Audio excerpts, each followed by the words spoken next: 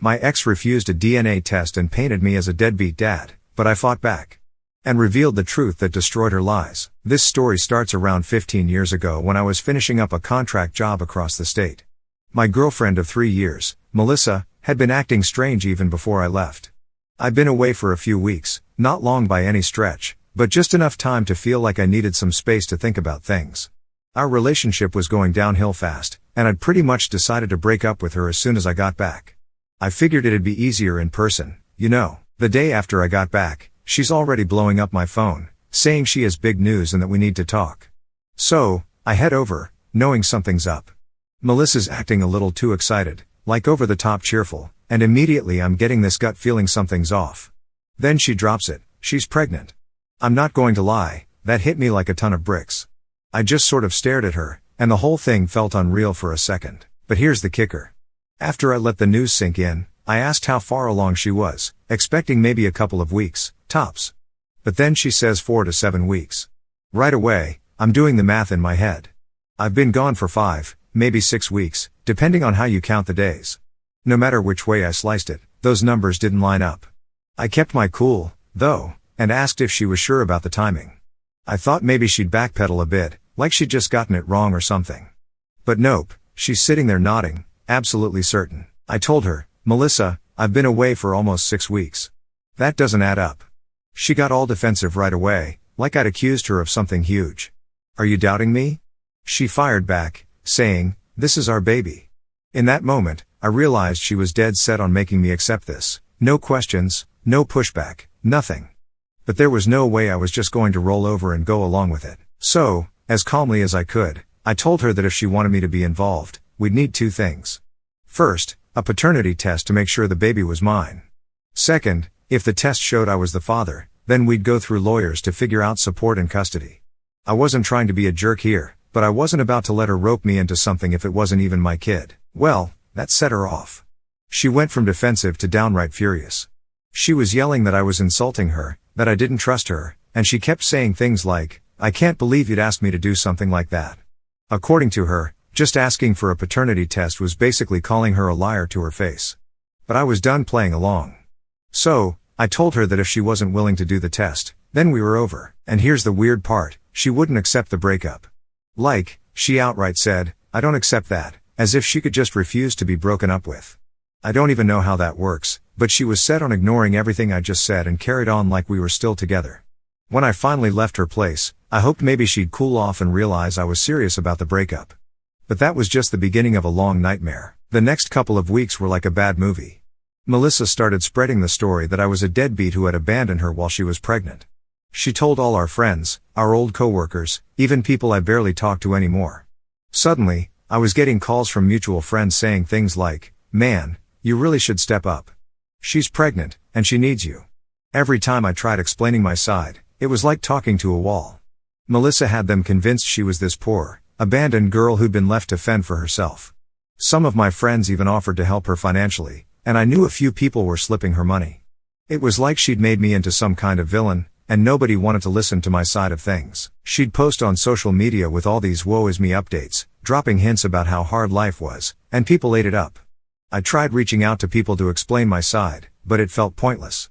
Even my family was getting pulled into it, and I ended up having to talk to a lawyer just to cover myself. I offered to help her out financially a bit, just to keep things from getting even more complicated, if on the off chance the kid really was mine. But my lawyer warned me not to give her anything, or it might be taken as me admitting I was the father. Basically, if I sent her a dime, it could bite me down the road. It felt like a lose-lose situation. Meanwhile, Melissa had no shortage of people willing to listen to her. There was this one guy, Tony, who kept bugging me to do the right thing and support her. He had this idea that helping her wouldn't come back to bite me legally. I finally told him, look, if you feel so strongly, why don't you support her? He backed off after that, but it left a bad taste in my mouth that people I thought were friends were more willing to believe her than me. The worst part was the random encounters. I'd be at the grocery store or out with friends, and people would give me this look, like they knew all about my situation and were just waiting to judge. No matter what I said, it didn't change anything. They just saw her as this poor, pregnant woman who'd been done wrong, and I was the guy who ran off. I'd try to explain, saying there was no proof I was the father, but that only made people look at me like I was in denial. And then, right in the middle of all this, Melissa started sending me photos, just random, staged pictures of her and the baby. She'd put these captions like, "Lucy wants to know where daddy is," and they were clearly meant to make me feel guilty. I just deleted them and tried to ignore it, hoping she'd give up. But I was starting to realize this wasn't going to be that simple. Honestly, looking back, I can see how naive I was. I thought if I just ignored her, she'd eventually move on. But Melissa wasn't about to let me go that easily. Every time I turned around, she was there, telling more people, spreading her story, and trying to pull me back in. That was just the start, though. Little did I know, things were about to get a lot more complicated. So, after that whole mess of me trying to cut things off, Melissa just wouldn't let up. It's like she made it her personal mission to keep me tangled in her web. And every couple of months, she'd find a new way to drag me back in. It started small, just a few text messages here and there.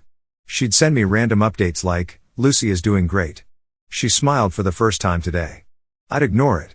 Then, a week or so later, I'd get another, "Lucy misses you," or "It's too bad you're missing out on these special moments." I tried telling myself she'd get bored eventually, but nope. Melissa would find these ways to remind me she existed, that she had this baby she was convinced was mine, and that I was missing out. Then she started escalating.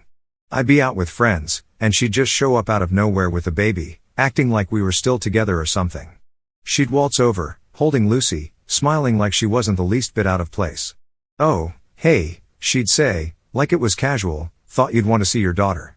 Now, imagine the looks I'd get from people who already had heard her version of things.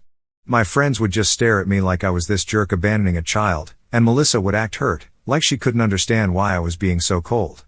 I'd just leave or say something short to shut it down, but it was getting exhausting. The woman had zero shame and was absolutely determined to make me feel guilty. After the first couple of times, I had enough and went to my lawyer again. I told him about her showing up everywhere, sending messages, telling everyone that Lucy was mine. He suggested I try for a restraining order, even though it was a long shot. So, we filed, and eventually, I got a temporary restraining order against her. The catch was that in my state, even a permanent restraining order only lasts 2 years unless there's a violent crime involved, which obviously didn't apply. But I thought, fine, at least I'd have a couple of years of peace. Except I didn't. 2 years flew by, and the day the order expired, Melissa was right back at it, sending messages, showing up, trying to get my attention. I had to go back to court and renew it. This became a thing every 2 years, like clockwork. And every time, she'd be back the moment it lapsed, claiming Lucy missed her dad or that she was struggling as a single mom and needed help. There were even times she'd show up at my place with Lucy, trying to get inside. She'd go on and on about how it's not healthy for Lucy to not know her father, and then she'd get upset if I refused to let her in. I'd have to walk her out, sometimes with neighbors watching, and I could practically feel the gossip spreading. All I wanted was some distance from this mess, but every time I thought things were calming down, she'd find a way to get back in. One of the worst times, though, was during a work event. I was at a work dinner, talking to colleagues, when Melissa showed up with Lucy in tow, acting like it was a family reunion. My boss was there, people I worked with, all looking at me like I had this secret life I'd been hiding. She pulled me aside and started in about how Lucy deserved to know her father. I told her straight up, in front of my boss, "Get a paternity test, Melissa, and then we'll talk." But she just turned on the waterworks, making a scene and practically begging me to just give Lucy a chance. After that, I had to spend weeks clearing things up with my boss, explaining that no, I wasn't secretly the father, and yes, I was dealing with some crazy stuff. It was embarrassing, to say the least, and it made things at work uncomfortable for a while. Eventually, my lawyer suggested we file again for a more permanent restraining order, even though the court order could only last 2 years each time. He said if we could prove this pattern, it might make it harder for her to get around it. So, we went through the whole process again, laying out every incident, every message, every time she'd shown up unannounced. The judge approved it, but of course, I knew it'd be the same deal, 2 years of quiet, if I was lucky. But 2 years would pass, and the moment the order lapsed, I'd start getting the messages again. Melissa just couldn't help herself. And it wasn't just me she was bugging. I'd hear from mutual friends or old coworkers that she was still talking about Lucy's dad abandoning her. She was relentless. One friend even called me up, saying, "Hey, man, maybe you should just do what she wants. I mean, you don't know, maybe Lucy really is yours." It was like no one cared what I had to say, like Melissa's sob story was the only version that mattered. At one point, I just stopped trying to explain myself. I figured people were going to believe whatever they wanted to believe, and I couldn't control that. But it was exhausting dealing with all the judgment, the assumptions, people treating me like I was this deadbeat who didn't care about his kid. And Melissa knew exactly how to push buttons. Every couple of months, she'd send a picture of Lucy, always a posed one, with some sad caption like, "Lucy misses her daddy." I didn't even respond, I just deleted them and moved on. But she knew what she was doing. She'd drop those photos, wait a few weeks, then show up somewhere she knew I'd be, like she was testing how much it would take to make me crack. After a while, it felt like she was less interested in the actual support and more about dragging me back into her life. It's like she got some kind of kick out of having me stuck in this endless loop with her. No matter what I said, no matter how many restraining orders I got, Melissa kept coming back, trying to make me play along in this little game of hers. At one point, I even considered moving. I thought maybe if I was farther away, she'd finally back off. But then I realized that wouldn't solve anything, and I shouldn't have to run from my own life. So, I stayed, put up with the looks, the messages, the drama, hoping that one day she'd get bored and move on. But Melissa wasn't getting bored. She'd only dig her claws in deeper, finding new ways to make sure I didn't forget about her or Lucy. And every time I thought it was over, every time I thought maybe I'd finally be free of her, she'd show up again with some new story, some new demand, and always that same claim: Lucy deserves to know her dad. Looking back, I should have known this was never going to end easily. After years of Melissa's surprise visits and non-stop demands, I was used to her showing up out of nowhere. But I had no idea things were about to get even weirder. So, one day, I'm talking to this old friend, Ben. We hadn't caught up in a while, so we're just shooting the breeze, and somehow Melissa's name comes up. Ben's one of the few people who always believed my side of the story, so I mentioned how she'd been popping back into my life every time that restraining order expired, still pushing the Lucy is your daughter line without ever agreeing to a paternity test. Out of nowhere, Ben goes, "Oh, man, you wouldn't believe it, but I think she tried the same thing with a guy I know. He was dating her for a bit, and she told him he might be the father too." I'm stunned. At first, I thought he was joking, but Ben's serious. He starts explaining how his friend Dave dated Melissa briefly, and when he broke things off, she showed up a few weeks later, saying she was pregnant and hinting he could be the dad. I'm sitting there, trying to wrap my head around this. All these years, I thought I was the only one Melissa was targeting, but now I'm starting to wonder if she's been pulling this on other guys too, using Lucy to milk support out of anyone she could. The idea felt so ridiculous and yet so possible. So, I asked Ben if he could introduce me to Dave. Ben's all for it, so he calls him up, explains the situation, and within an hour, I'm talking to this guy who's had nearly the exact same experience. Dave tells me Melissa had pulled the whole "I'm pregnant, and you might be the father" thing on him, but he demanded a paternity test right away, which, of course, she refused. Unlike me, he'd put his foot down immediately and cut her off before things got messy. At this point, my head's spinning. I'm wondering how many guys she's done this to. Dave is as curious as I am, so we start digging, reaching out to people we knew had been connected to her, mutual friends, old coworkers, anyone who might know more. The more we dig, the more stories we uncover. And it turns out, Melissa's been busy. We end up finding out about 2 more guys who went through similar situations. One of them, a guy named Steve, had even been helping her out financially for a while, thinking he was doing the right thing. She'd convinced him that if he really cared, he'd give her some money to help with Lucy. He told me that she never asked for a ton, just a couple $100 here and there, which he'd given her a few times to avoid feeling like a jerk. But every time he'd ask for a paternity test, she'd get all defensive, saying it was insulting and she couldn't believe he'd question her. Now I'm sitting there with Ben, Dave, and Steve, just completely dumbfounded. For years, I'd thought Melissa's obsession with me was just her being vindictive, but it turns out she was running this scheme on a whole lineup of guys, using Lucy as a way to cash in from anyone who'd bite. The craziest part? These guys had all just moved on, like they'd written it off as some random bad experience. None of them had really pushed back or looked deeper into what she was doing, probably because she was smart enough to keep things low-key, asking for small amounts and making it seem like she was the victim.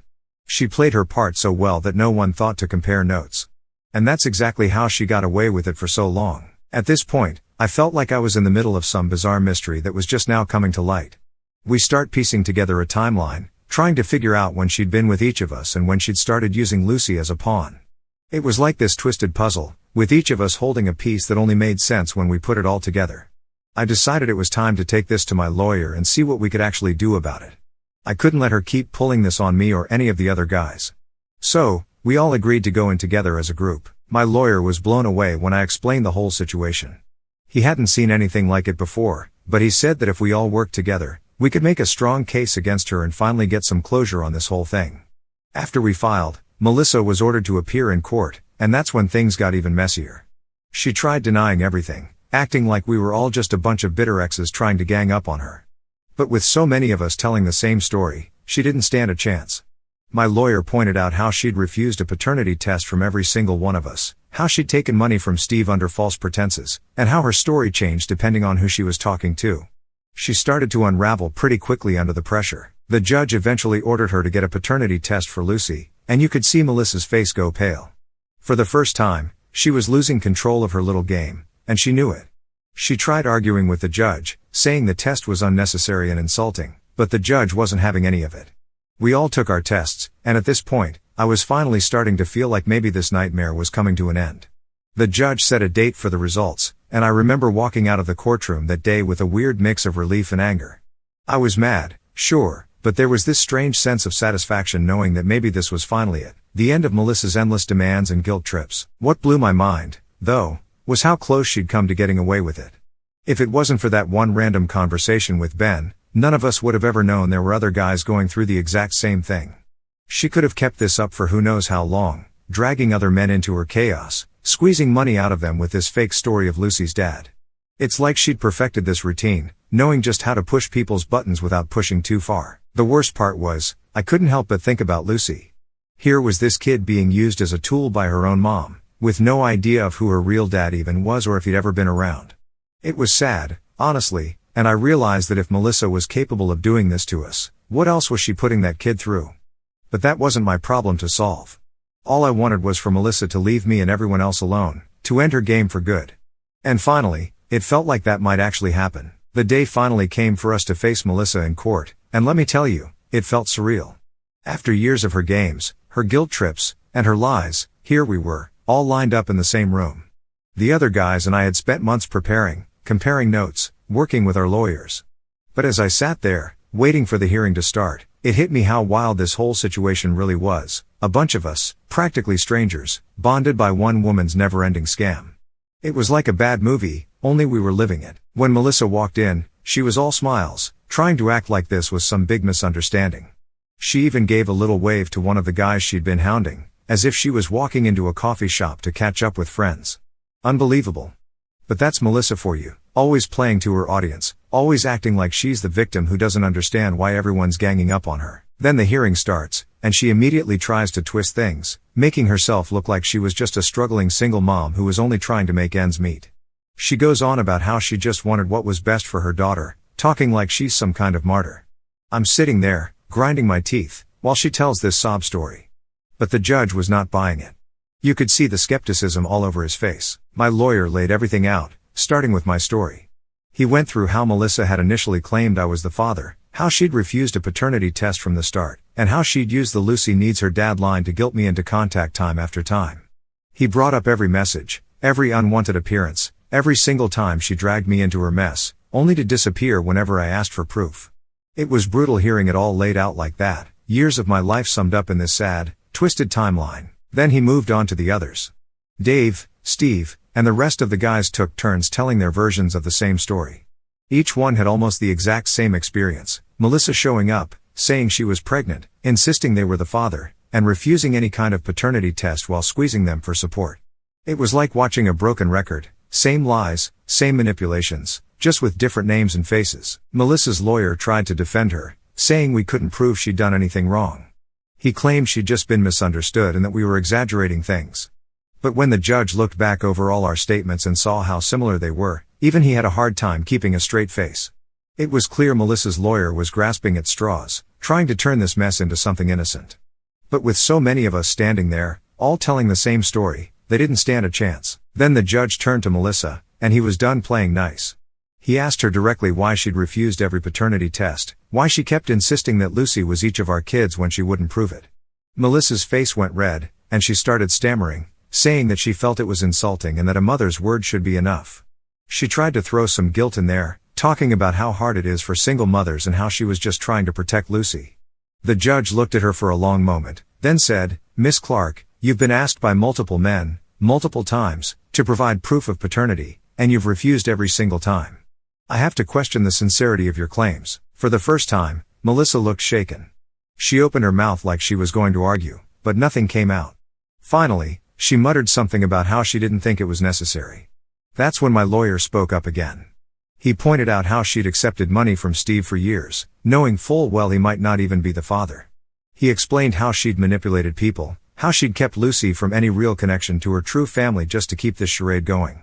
You could see Melissa shrinking under every word, her confident smile gone, replaced with this trapped look, like she finally understood she was caught. Then the judge ordered a paternity test right there. Melissa tried to argue again, saying it was still insulting and humiliating to go through with it. She even turned to the judge with tears in her eyes, saying, "I just don't understand why they're doing this to me." But the judge was done with her. He told her the test wasn't just for our peace of mind but for Lucy's, so she could finally know who her father really was. Melissa went silent after that, and you could see she knew she'd lost. I remember sitting there, watching her, and feeling this mix of relief and disgust. She'd tried so hard to make us look like the bad guys, tried to turn her lies into a pity story. But now, with nowhere left to hide, she was just a person caught in her own web of lies. As we were all getting ready to leave, Melissa looked around the room, avoiding eye contact with each of us. She didn't say a word, didn't even try to explain herself. I think she knew that at this point, no one was buying it anymore. For the first time in years, it felt like maybe, just maybe, we were finally seeing the end of all this. Leaving the courthouse that day was like walking out of a heavy fog. For so long, I'd been wrapped up in her drama, constantly looking over my shoulder, wondering when she'd pop up next with some new claim or story. But now, I was done. All of us were. We were finally getting our answers, and for once, Melissa wasn't in control of the narrative. I walked out with the other guys, and we all looked at each other, this weird mix of relief and exhaustion in our faces. I don't think any of us really knew what to say. There wasn't much left to say, honestly. We'd all been through hell, and finally, we were about to get the truth we deserved. It was like we'd all been pulled together by this insane experience, and now, as we left, it felt like we were each finally walking away from it for good. All that was left now was the paternity test, and finally, we'd know. No more guessing, no more lies, no more guilt. Just the truth, plain and simple. And honestly, that was all any of us had ever wanted. After all the years, all the drama, all the wild accusations and surprise appearances, the paternity test results finally came in. I'll admit, waiting for that final answer wasn't easy. Even though I'd been sure all along that Lucy wasn't mine, there was still that tiny sliver of doubt gnawing at me. I mean, what if Melissa had been right this whole time? But deep down, I was pretty confident I'd been played. The day the results came in, I was at work. My lawyer called, telling me he had the results in hand and that it was a clear answer, no maybes or probabilities. My heart was pounding as I stepped into the hallway, and my coworkers probably thought I was losing it, pacing around the building like that. So, finally, I asked him straight up, "Am I the father or not?" And just like that, he confirmed what I'd known all along. I wasn't Lucy's father. I can't even describe the relief that washed over me. It felt like this huge weight had been lifted, like I'd been carrying around this invisible anchor for years. I could finally walk away from all the madness, knowing I'd done everything I could to set the record straight. I mean, sure, there was anger there too, anger at Melissa for all the years she wasted, for dragging my name through the mud, for making me jump through every hoop she could find just to avoid the truth. But mostly, I just felt done. After I got off the phone with my lawyer, I sent a quick text to the other guys, letting them know the results were in and we'd all been in the clear. Pretty soon, we were all on this group call, celebrating in the strangest way possible. There wasn't much cheering or high-fiving. It was more like this quiet, mutual understanding that we'd survived something really messed up, and we could finally move on. Everyone had the same reaction, relief mixed with disbelief. It was like we'd been to battle and walked out the other side. But it wasn't over for Melissa, apparently. As soon as she got the news, she completely lost it.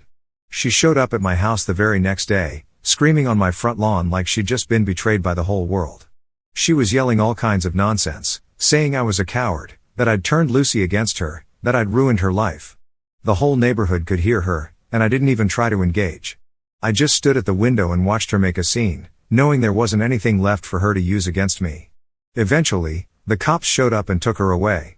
She'd violated the restraining order again, so this time, she actually got arrested. Part of me felt bad for Lucy. She'd grown up with this mother who was so obsessed with keeping up her story that she'd never let her know the truth. I couldn't imagine what that did to her, to be raised in that kind of environment. But then, something I didn't expect happened. Lucy's great-grandmother, Rose, reached out through my lawyer. She sent an apology, saying she'd had no idea Melissa was lying to so many people, that she was truly sorry for all the trouble Melissa had caused. Rose had apparently been the one supporting Melissa financially for most of Lucy's life, thinking she was just helping out her struggling granddaughter. Now that she knew the truth, she'd cut off all support, and Lucy was now living with her full-time. I didn't know much about Rose, but I knew this was probably the best thing that could have happened for Lucy. Along with the apology, Rose offered to let me read a letter from Lucy, who was understandably confused and shaken. The letter started with, "To the man I thought was my dad." That alone was a punch to the gut. She went on to explain how her mom had always told her that her dad would love her if he ever met her, but that I was too busy to care about her. Lucy wrote about how her whole life had been this story, this idea that I was her dad and I didn't want her. She said she used to ask Melissa why I didn't visit, why I didn't show up, and every time, Melissa would tell her I didn't want to be a family. The more I read, the more I felt a strange mix of guilt and anger. I had no idea Lucy was dealing with all of this. She was just a kid caught in the middle of a lie she didn't ask for. I wish there was some way I could fix things for her, but at the end of the day, that wasn't my place. In the letter, Lucy apologized for the way things had turned out, and she even said she hoped I'd forgive her for everything. That hit me hard. Here was this kid apologizing to me for a situation that wasn't her fault at all. It was clear she'd been fed lies her whole life, and I felt terrible that she'd been dragged through this. But I couldn't exactly step in either. This was Melissa's mess to clean up, and I hoped Rose would get Lucy the help she needed to process everything. The fallout was pretty intense, especially for Melissa. With her own family turning against her and Rose cutting off her funds, I don't think she has much of a support system left. Part of me feels sorry for her, but mostly, I'm just glad she can't keep pulling people into her twisted games. She's finally facing the consequences of years of lies, and hopefully, she'll think twice before trying to manipulate anyone else. As for me, I can honestly say I'm at peace with it. This whole thing was a nightmare, sure, but at least now I know the truth. I can move on without second-guessing myself, without wondering if maybe, just maybe, I'd been wrong all those years. And for the first time in over a decade, I feel like I'm actually free from all of it. The whole experience taught me a lot about people, about trust, and about how far someone will go to protect their own story. And yeah, it left me with some scars, but it also gave me a weird sort of closure. I know I'm not Lucy's dad, and as much as I feel for her, I know I did everything I could to handle this the right way. I guess sometimes that's the best you can hope for. And now, I'm done. Done with Melissa, done with the court battles, done with the drama. I'm moving forward, and I'm never looking back. Alright, folks, so I thought I'd finally wrap this whole story up, but sometimes life's got one more twist up its sleeve. After all the court battles, the paternity test, and the mess with Melissa, I thought that was the end of it. But then, about a month ago, I got an unexpected message from Lucy herself. She wanted to talk, but this time, it wasn't about me or the years of lies her mom had put us all through. She told me she'd been thinking a lot, and now that she knew the truth, she wanted to try and find her real dad. And strangely enough, she was hoping I could help her out. At first, I wasn't sure what to say. Part of me thought it might just open up more drama, especially since Melissa had a way of popping up whenever I least expected it. But Lucy was different. She was sincere, and I could tell she just wanted answers. So, after a bit of back and forth, I agreed. I figured if I could help her avoid going through the same mess I'd been through, it'd be worth it. The search started small. Lucy had a few things from her mom's old stuff, some photos, a few old letters, things that she thought might give us some clues. We combed through everything together, comparing timelines and people Melissa had dated around the time she was pregnant. Honestly, it felt surreal. Here I was, helping her uncover the life her mom had kept hidden from her, and all the while, I was learning more about her too. There was one photo in particular that caught our attention.